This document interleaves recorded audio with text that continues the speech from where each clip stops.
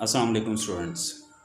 My today's topic is how to write sample space, which is important for writing probability of an event. अगर कोई event जो है उसकी अगर एक इवेंट जो है वो एक से ज़्यादा आउटकम्स के ऊपर मुश्तमिल हो या एक इवेंट जो है उसके अंदर एक से ज़्यादा आउटकम्स आ रही हों, तो फिर ऐसे इवेंट्स को हम कहते हैं कंबाइंड इवेंट्स। और कंबाइंड इवेंट्स को अगर कोई क्वेश्चन हमारा अगर प्रोबेबिलिटी किसी कंबाइंड इवेंट की प्रोबेबिलिटी लिखनी हो तो उसको डायरेक्ट लिखना जो है वो बहुत ज़्यादा चांसेस होते हैं कि उसमें गलती हो जाए। तो इसलिए प्रोबेबिलिटी लिखने से पहले हमें सैम्पल स्पेस लिखना जो है वो बिल्कुल भी भूलना नहीं चाहिए। How to write the sample space? There are three methods to write the sample space. These are the number one list, जो कि जब बिल्कुल सिंपल इवेंट्स होते हैं, जब आउटकम्स सिंपल होती हैं, सिंगल आउटकम्स होती हैं, किसी भी एक्सपेरिमेंट की सिंगल रिजल्ट्स होते हैं, तो फिर डायरेक्ट लिस्ट लिखना जो है वो बहुत ईजियर काम होता है, जैसा कि हम इससे पहले वाले लेसन में सीख चुके हैं। दूसरा तरीकाकार है पॉसिबिलिटी डायग्राम। जब इवेंट्स जो हैं वो कंबाइंड हों, यहाँ पर आप देख रहे हैं कि यहाँ पर एक आउटकम जो है ये एक से ज़्यादा पार्ट्स के ऊपर मुश्तमिल है। इसके दो हिस्से हैं, हेड हेड। तो इस सिचुएशन में चूँकि यहाँ पर आउटकम्स जो हैं दीज वर ओनली 4 आउटकम्स, तो 4 आउटकम्स के लिए डायरेक्ट लिस्ट लिखना जो है वो थोड़ा सा ईजियर काम है। लेकिन अगर 5 या 6 से ज़्यादा अगर आउटकम्स लिखनी हो तो फिर कोशिश करें कि आप उसमें पॉसिबिलिटी डायग्राम या फिर ट्री डायग्राम को फॉलो करें। तो पॉसिबिलिटी डायग्राम बहुत ईजियर वे है। हमारा जो एक्सपेरिमेंट है वो क्या है कि व्हेन वी टॉस 2 कॉइन्स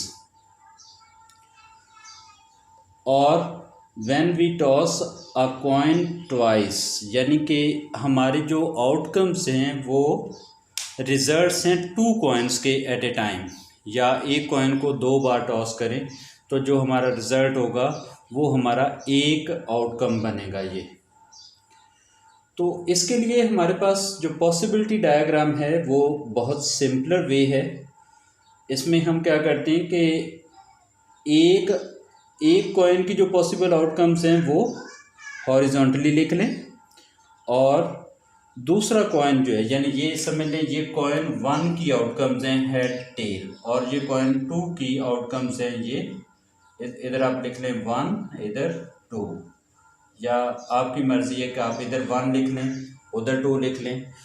तो इस तरह ये हमारे पास जब आप दोनों मतलब एक कॉइन को जब आप ट्वाइस टॉस कर रहे हैं या 2 कॉइन्स को एट ए टाइम टॉस कर रहे हैं, तो उस वक्त ये एक कॉइन की आउटकम्स इधर लिख दी, दूसरे कॉइन के आउटकम्स इधर लिख दी। अब इनको कंबाइन करते जाएं, एक कॉइन के ऊपर हेड दूसरे के ऊपर हेड, तो ये हेड हेड।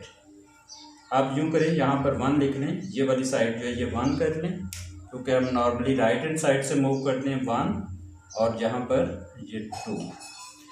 तो पहले कॉइन के ऊपर 1 हेड दूसरे के ऊपर हेड, तो ये एक आउटकम बनेगी, यानी ये पॉसिबिलिटी है कि दोनों कॉइन्स के ऊपर हेड आ सकते हैं। इसी तरह फर्स्ट के ऊपर हेड सेकंड के ऊपर टेल, तो हेड टेल हमारी जो है वो पॉसिबल आउटकम हो सकती है। सिमिलरली फर्स्ट के ऊपर टेल सेकंड के ऊपर हेड, तो ये tail head. Similarly tail tail, तो ये हमारे पास ये दूसरी आउटकम हो सकती है। तो इस तरह ये टोटल जो हमारा सेट था जिसके अंदर 4 आउटकम्स हैं, वही 4 आउटकम्स यहाँ पर देखी जा सकती हैं। ये 4 आउटकम्स है हमारे पास।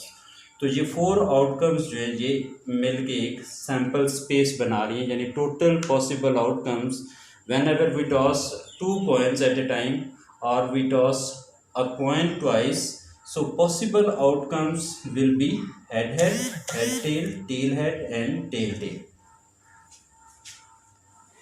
Here is another way to write the sample space by using tree diagram. That is also the simpler thing, these are the two outcomes, head and tail of first coin. So we have put there a V like with two branches, head और tail इनके end पे आप लिख लें. Similarly जो second coin है उसकी possible outcomes यही है, उसके लिए ये एक वी, लेकिन वो फर्स्ट के हेड के साथ भी आ सकता है और फर्स्ट की टेल के साथ भी सेम वी जो है वो अपीयर हो सकता है. यहाँ पर ये वरिड होने की ज़रूरत नहीं है कि सेकंड टाइम जो है वो कॉइन तो एक है लेकिन दो बार वी क्यों पुट कर रहे हैं, वो इन दो आउटकम्स की वजह से हम पुट कर रहे हैं. तो यहाँ पर हेड के साथ भी ये हेड और टेल आ सकते हैं दूसरे कॉइन के, या फर्स्ट के टेल के साथ भी हेड और टेल दोनों आ सकते हैं. तो इस तरह ये हमारे पास 4 ब्रांचेस 1 2 3 4. तो ये हमारी जो आउटकम है, फर्स्ट आउटकम हेड हेड, ये हेड टेल, ये टेल हेड, ये आउटकम, और टेल टेल ये आउटकम. इस तरह हम किसी भी एक्सपेरिमेंट की जो पॉसिबल आउटकम्स हैं वो जो दोनों वेज अडॉप्ट करने पे हम पॉसिबल आउटकम्स यहाँ पर भी देखें, वही ये चारों आउटकम्स जो हैं ये हमें ये वर्टिकली नज़र आ रही हैं. हर ब्रांच के अपोजिट साइड पे हम ये सारी जो पॉसिबल आउटकम्स हैं वो वहाँ पर रिप्रेजेंट कर देते हैं. तो ये 3 तरीके हैं, ये 3 वेज हैं. These are the 3 ways to write the sample space of an experiment. Thank you. Allah Hafiz.